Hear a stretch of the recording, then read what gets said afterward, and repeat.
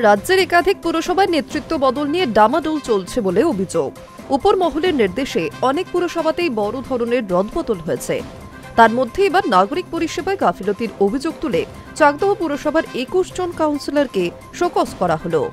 Notice পাঠালো পুর ও নগরায়ণ দফতর। গত ১৭ নভেম্বর চাকদহের বিভিন্ন স্কুল ও ব্যবসায়িক সংগঠনের প্রধানদের স্বাক্ষরিত একটি বিস্তৃত অভিযোগপত্র পুর দফতরে জমা পড়ে। এরপরই নড়েচড়ে বসে প্রশাসন। গুরুত্ব সহকারে অভিযোগ পর্যালোচনা করে পুর ও নগরায়ণ দফতর।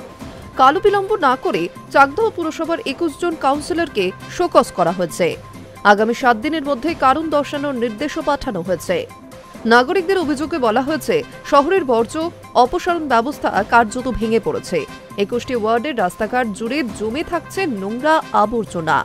সেসব থেকে তীব্র গন্ধ ছড়িয়ে পড়ছে বলে অভিযোগ। নিকাশি ব্যবস্থা নিয়েও বিস্তর অভিযোগ রয়েছে এলাকার বাসিন্দাদের। ড্রেন বহুদিন পরিষ্কার না হওয়ায় নোংরা জল ও জঞ্জালে ভরে উঠেছে নিকাশি ব্যবস্থা।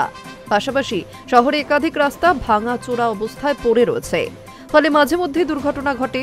প্রায় প্রতিদিনই সমস্যায় পড়ছেন ছাত্রছাত্রী, কর্মজীবী মানুষ ও যানবাহনের চালকরা।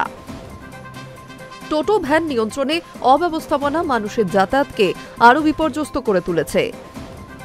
পুরসভা সিআইসি মৌমিতা ভট্টাচার্য দাবি করেছেন, উন্নয়নের কাজের কারণে কিছু দেরি হচ্ছে এবং অভিযোগগুলির পিছনে রাজনৈতিক উদ্দেশ্যও রয়েছে।